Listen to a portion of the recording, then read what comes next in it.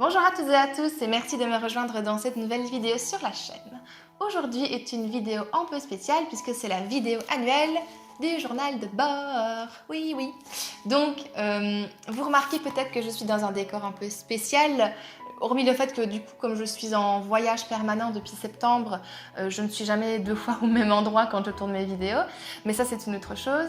Cette fois-ci, j'ai réalisé un setup et donc du coup, je viens de terminer de tourner les différentes vidéos prévues pour alimenter la formation dont je vous ai parlé en février pour apprendre à créer ce journal de bord là.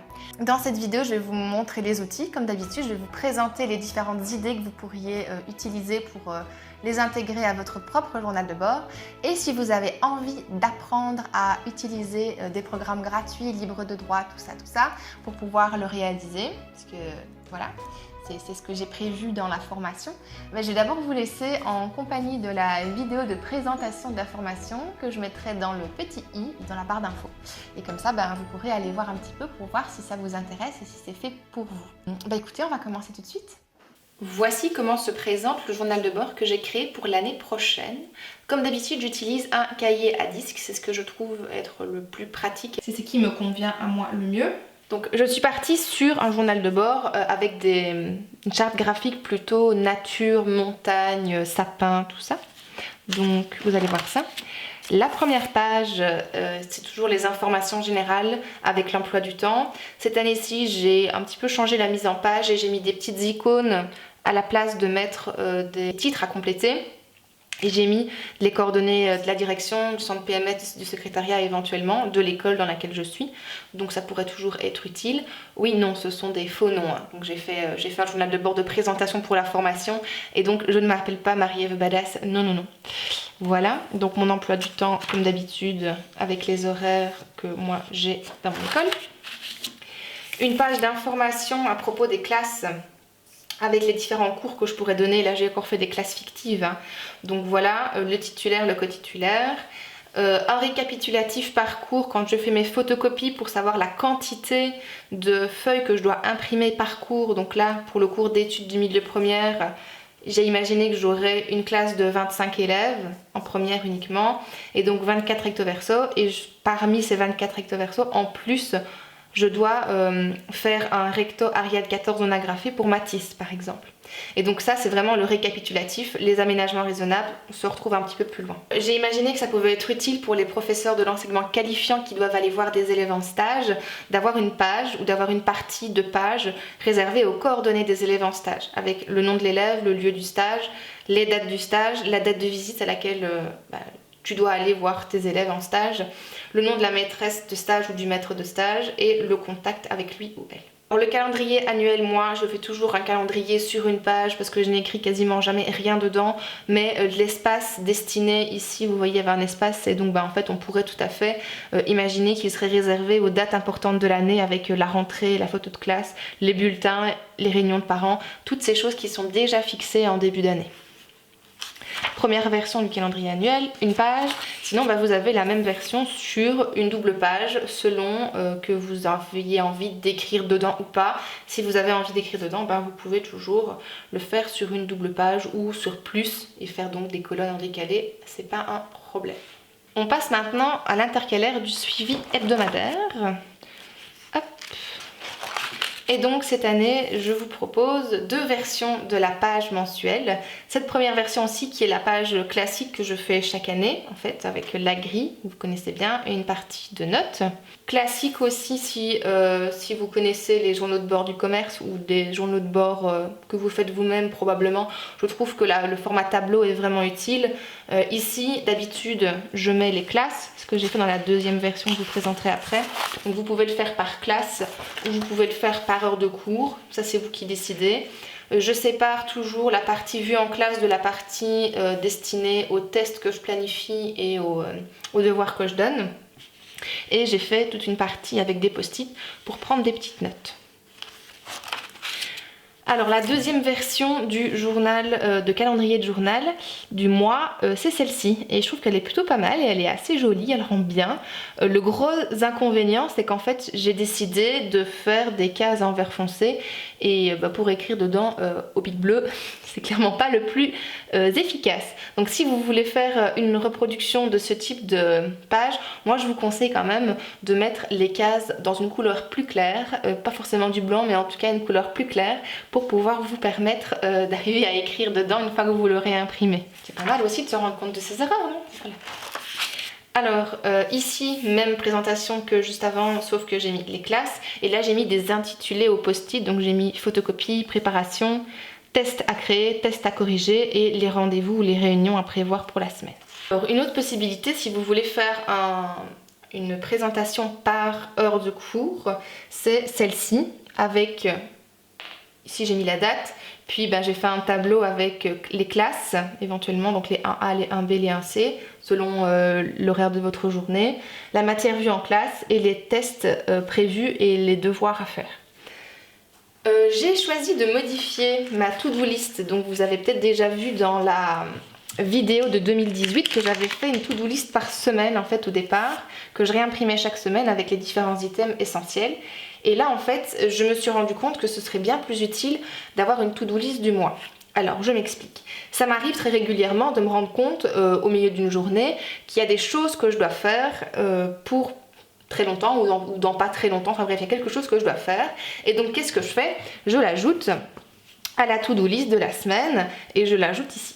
Et le problème c'est qu'en fait, comme j'ai déjà planifié ma semaine, c'est automatiquement reporté à la semaine suivante et immanquablement c'est très probablement aussi reporté à la semaine encore d'après. Donc pour éviter ça, ce que je me suis dit c'est que dès que je pense à un truc que je dois faire finalement, je prends ma to-do list du mois de septembre et je l'indique dans la bonne partie. Donc j'ai fait une partie planification, une partie préparation de cours, une partie test à préparer, une partie test à corriger et au verso, une partie photocopie, matériel à acheter ou à demander à l'école, rendez-vous réunion et divers pour des trucs auxquels j'aurais pas pensé et qui sortent un peu de l'ordinaire. Et donc du coup, ceci, comme vous voyez, ça peut me servir en fait de marque-page pour marquer la semaine dans laquelle nous sommes actuellement.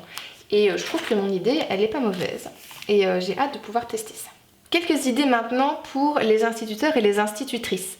Alors je sais qu'il y a certains instituts qui veulent une présentation de leur journée très détaillée, qui font un suivi hebdomadaire très détaillé, comme une page par jour en fait. Et donc moi ce que je vous propose c'est un modèle comme celui-ci où vous avez vos plages horaires. Et donc évidemment moi j'ai complètement inventé les plages horaires parce que je ne sais pas ce que ça donne dans une école organisée différemment. Moi je me souviens quand j'étais en primaire qu'on avait le temps de midi jusqu'à 1h30 et donc du coup j'ai grisé la zone du temps de midi, la zone du repas. Peut-être que pendant ce temps-là vous avez des réunions. Et donc à chaque fois j'ai mis des plages horaires. Là j'ai mis la discipline orientée dans l'autre sens pour gagner de la place. Puis vous avez les activités, les objectifs, les compétences travaillées, etc. Et dans la dernière case, vous pouvez ajouter les devoirs, les remarques éventuelles pour améliorer une activité et éventuellement du matériel à prévoir. Voilà, donc c'est une possibilité. Une autre possibilité c'est celle-ci. Maintenant j'ai une de mes amies qui est institut qui m'a dit bon c'est pas très utile mais je vous la présente quand même parce que si jamais ça vous est utile, tant mieux. Donc ce sont en fait des journées représentées sur des demi-pages à chaque fois avec des petits post-it toujours pour différentes choses à faire. Et puis ici vous terminez la semaine avec le vendredi et là j'ai fait une to-do list du week-end avec une partie week-end et samedi matin, samedi après-midi, dimanche matin, dimanche après-midi pour les choses que vous devez éventuellement faire pendant le week-end. Alors pour la to-do list de la semaine ici, je l'ai imaginé de façon en fait à compléter cette partie-ci. Donc vous voyez qu'il y en a une page, 2 pages, 3 pages, 4 pages et ça permettrait en fait de recommencer avec un recto de l'autre côté. Et donc j'avais imaginé avec une partie activité à préparer. Ici vous inscrivez votre activité et en dessous vous indiquez l'état d'avancement, parce que ça vous arrive très certainement déjà aussi de commencer un truc et de ne pas savoir le finir. Et donc du coup vous coloriez la petite flèche jusqu'à l'endroit où vous êtes arrêté. Si par exemple c'est 25%, vous coloriez jusqu'au quart et puis vous hachurez, etc. etc. C'est un peu pour avoir une idée de la progression et de se dire qu'on a au moins commencé une tâche et c'est déjà vachement motivant de se dire qu'elle est commencée, même si elle n'est pas encore finie, on progresse, on avance. Alors les activités qu'on doit planifier, les activités qu'on doit imprimer ou photocopier, le matériel qu'on doit créer, le matériel qu'on doit acheter et les rendez-vous à ne pas oublier.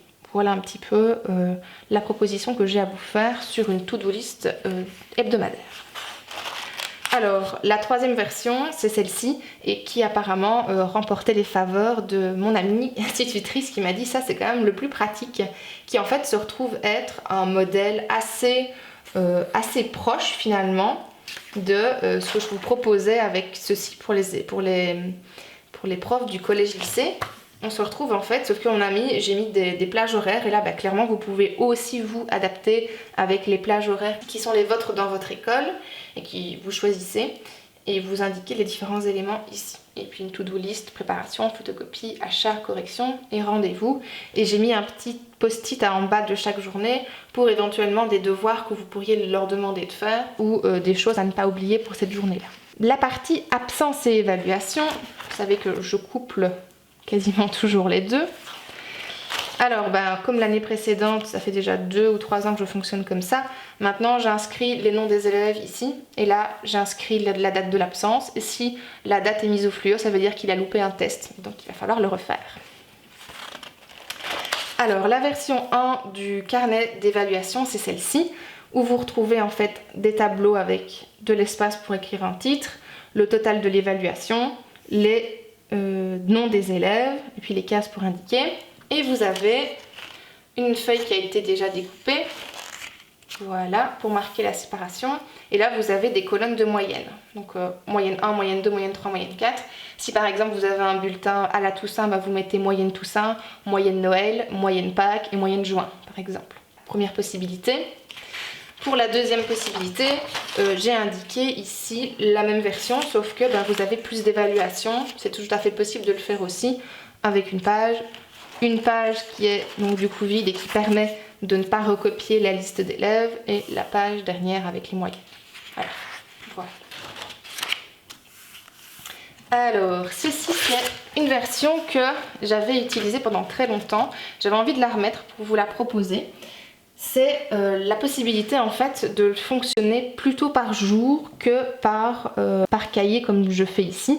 Donc j'avais en fait inscrit les noms des élèves ici, et tous les jours où je voyais mes élèves, je mettais en fait une date, je mettais la date là au-dessus, et quand je faisais un test, du coup j'avais le nom du test et je mettais les points ici. Donc ça veut dire que j'avais des trous, et j'avais un test, et puis j'avais des trous, et puis j'avais encore un test.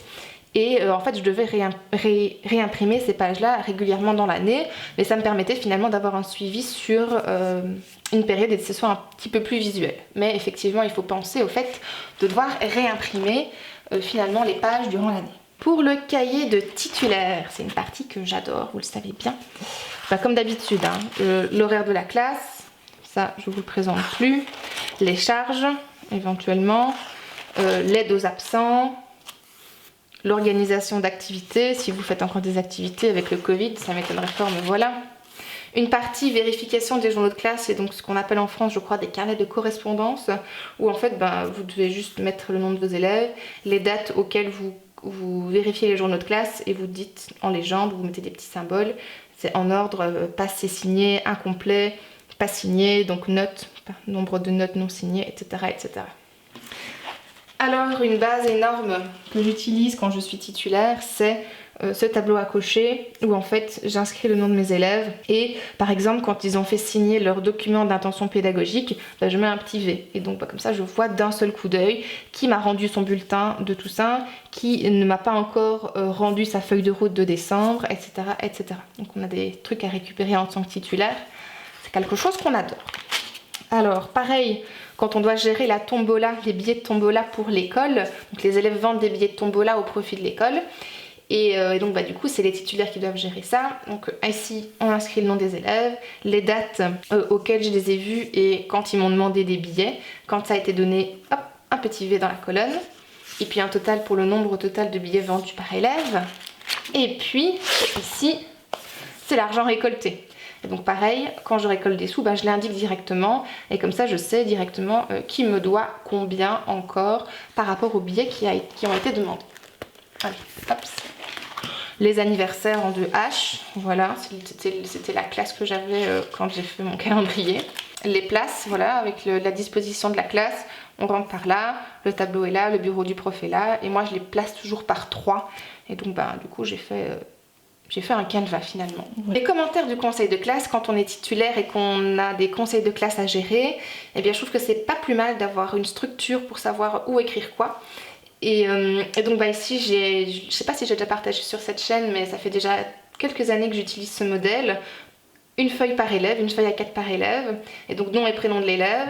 Ici, contact parent, monsieur Truc Bidule, c'est le parent de Maxime Truc Bidule, voilà. Son numéro de téléphone pour le contacter si jamais, puisque en plus maintenant les réunions de parents se font probablement par téléphone, vu le problème du Covid. Et donc ici je note, commentaire des professeurs, Toussaint, pour le conseil de classe de Toussaint, les profs ont dit que, et donc je prends note à la volée. Je prends note du nombre d'échecs et des branches, donc par exemple 4 échecs, maths, français, sciences et langue 1. Est-ce qu'on lui propose une remédiation? Est-ce qu'on lui propose de venir à l'étude? Est-ce qu'on lui propose un rendez-vous PMS?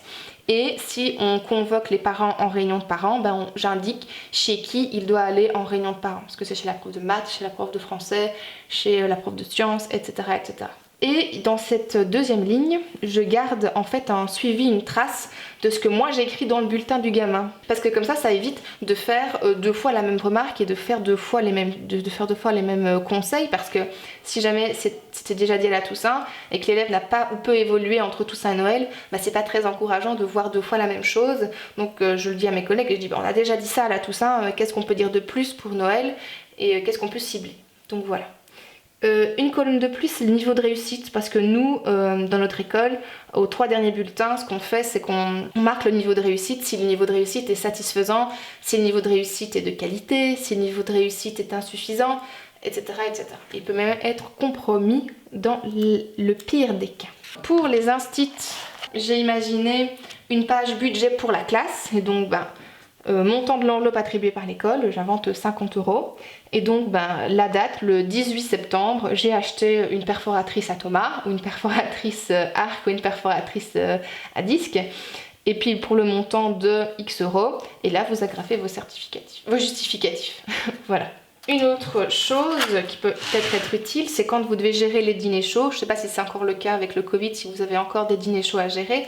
Mais donc vous avez la date, le nom de l'élève, le repas qu'il a choisi. Moi en primaire, je me rappelle, on avait des choix. Le lundi, on avait de la pizza et on pouvait choisir plusieurs goûts pizza. Donc c'était super cool. Le montant et un petit V quand c'est payé. On va passer à la partie suivi d'élèves. J'ai beaucoup mes présentations d'intercalaires, je ne sais pas ce que vous en pensez. Et à nouveau, c'est ça, je vous apprends à le faire dans la formation si ça vous intéresse. Alors, le premier élément que je mets en place pour le suivi d'élèves, ce sont tous les aménagements raisonnables. Et donc, les aménagements raisonnables, en fait, ce sont les aménagements qu'on fait pour les élèves qui sont en difficulté, qui ont été diagnostiqués, par exemple, les dyslexiques, les dyspraxiques, les dyscalculiques, etc. Et donc, j'indique le nom et prénom de l'élève, la classe, le diagnostic posé par le médecin, les difficultés rencontrées lors de l'apprentissage et les aménagements qu'on nous demande de réaliser, nous en classe en tant qu'enseignants. Et donc je laisse de la place pour ça. Si vous voulez faire une feuille de suivi qui est différente de celle que je vous propose dans le suivi des commentaires en conseil de classe, vous avez cette possibilité-ci avec une petite case pour la photo, nom, prénom, classe, date de naissance, les particularités éventuelles si jamais il y a des choses à savoir, coordonnées des responsables, aussi c'est pas mal. Et puis j'ai laissé de la place pour 3 trimestres pour commentaires en conseil de classe et éventuellement un encadré rencontre parents-prof parce que c'est quand même vachement utile d'avoir sous les yeux ce que les collègues ont dit en conseil de classe quand vous rencontrez les parents de l'élève en question et vous avez tout regroupé au même endroit. Si vous n'avez pas assez de place pour ça, avec ça, vous pouvez faire ça sur une double page. Et cette fois-ci, vous avez une partie commentaires en conseil de classe et une partie commentaires lors des réunions de parents quand vous avez systématiquement des parents qui viennent vous voir parce que justement vous êtes la prof de référence et clairement c'est utile et les parents viennent systématiquement. Donc c'est intéressant peut-être d'avoir une double page dans certains cas. Un outil qui m'est bien utile mais que je n'utilise pas toute l'année parce que ça prend beaucoup de temps à remplir, c'est cet outil-ci, c'est un tableau avec les problèmes rencontrés lors de la correction des bilans ou des examens. Et donc par exemple, quand je corrige mes examens en 3e année en géographie, j'inscris toujours les noms de mes élèves ici et puis la personne, par exemple, l'élève a un problème par exemple de lecture de consignes, je fais une petite croix. La personne a un problème de compréhension des documents, je fais une petite croix. La personne a un problème de soin à l'écrit, du coup j'ai pas réussi à lire ce qu'elle écrivait, je fais une petite croix. S'il a laissé 14 questions blanches sur 30 à l'examen, j'écris ici dans questions blanches 14 et ainsi de suite.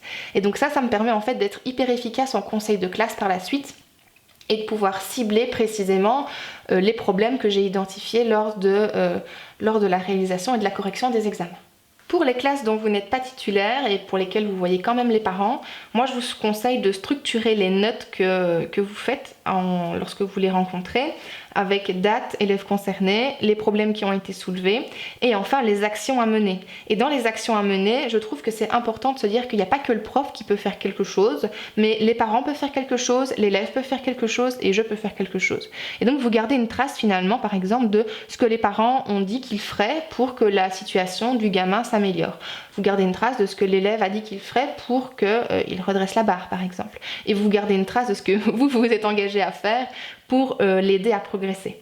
Et donc du coup je propose ce canevas là, je trouve que c'est pas une mauvaise idée.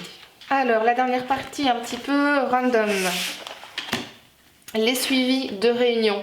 Donc typiquement tout ce qui est suivi des 108 heures ou des suivis du travail collaboratif peuvent se faire en fait dans ce genre de tableau. Vous pouvez clairement agrandir les cases parce que moi je suis du genre à beaucoup écrire pour garder l'attention soutenue en réunion. Mais donc vous pouvez garder aussi une trace très succincte de ce que vous avez abordé avec le type de réunion dont il s'agit. Est-ce que c'est du travail collaboratif? Est-ce que c'est du travail individuel? Est-ce que c'est je sais pas moi, un conseil d'école par exemple, la date, l'heure et le lieu, donc ça se passe le 18 septembre à 23 h, salle 104, voilà j'invente, les personnes qui étaient présentes, les thèmes qui ont été abordés et les décisions qui ont été prises par rapport à ces thèmes. Et enfin la durée de la réunion, puisque vous êtes supposé savoir, je crois en Belgique c'est 64 heures de travail collaboratif, mais peut-être que je dis des bêtises, et en France je sais que ça c'est 108 heures au total, en fonction des différents types de réunions que vous avez. Donc voilà. Alors, un autre outil que vous pourriez avoir dans vos journaux de bord, c'est les fiches de préparation vierges. Et donc quand vous avez une idée ou quand vous travaillez en équipe et que vous décidez en fait de créer une nouvelle séquence en équipe, vous pouvez très bien vous dire par exemple, de se dire discipline géographie, thématique les moussons, objectifs généraux poursuivis, donc les élèves seront capables de, et donc 3-4 objectifs généraux maximum, les compétences principales exercées, et puis vous avez un tableau avec idées d'activité, les objectifs spécifiques poursuivis par type d'activité et une durée, type de travail estimé aussi. Est-ce que ça se fait en individuel, en duo, en travail de groupe, en travail collectif, voir un petit peu ça. Et puis moi ce que j'ai pensé c'est la répartition du travail, c'est-à-dire que le petit triangle à côté de l'activité 1 par exemple, c'est à faire par mois pour le 24 octobre par exemple. Le petit rond ça pourrait être à faire par Marie-Hélène pour le d'accord? Et donc en fonction des symboles que vous avez, vous pouvez comme ça répartir le travail et faire en sorte que ce soit bien réparti. Une dernière chose que je voulais vous présenter cette année, c'est la possibilité de faire votre journal de classe par classe et donc pas par thématique. Et ça j'en reparle dans la formation aussi. Et donc vous pourriez très bien décider d'avoir des onglets finalement, un onglet par classe et vous retrouvez au sein d'un même onglet. Là j'ai mis un trombinoscope pour me faire plaisir, mais voilà. Et vous pourriez très bien décider par exemple de retrouver les aménagements raisonnables des élèves de la classe de 1A, les absences de 1A, Ici, le cahier d'évaluation, voilà, avec les différentes moyennes. Et vous pouvez aussi décider d'avoir un suivi en continu pour le journal de classe. Et donc se dire, ici, moi j'ai imaginé que c'était un cours à 4 heures semaine, que je les vois 3 fois sur la semaine. Et donc du coup, ben, c'est facile, ça tombait bien, j'avoue, que dans le tableau que j'imagine ici, je les vois le 30 août, le 31 août. En réalité, pas du tout, mais je commencerai le jeudi 2 septembre. Et puis la semaine s'arrête. Et puis je les revois le lundi, le mardi, le mercredi. Ah non, j'avais changé. J'ai changé quand j'ai fait ma présentation. Bah c'est pas très grave. Oubliez ça. On va dire que je les vois le lundi, le mardi, le mercredi. Et donc du coup, ben voilà, lundi, mardi, mercredi, lundi, mardi, mercredi, et ainsi de suite. Donc voilà, moi j'ai mis des couleurs, vous voyez, par mois. Donc ça c'est cool d'avoir en fait une vision, je trouve, de où vous êtes arrivé avec vos élèves dans la matière. Savoir quand vous avez perdu une heure de cours aussi. Voilà, maintenant ça prend peut-être un peu plus de temps à créer. Mais après, si vous n'avez pas beaucoup de classe, je trouve que ça peut être une bonne idée de suivi.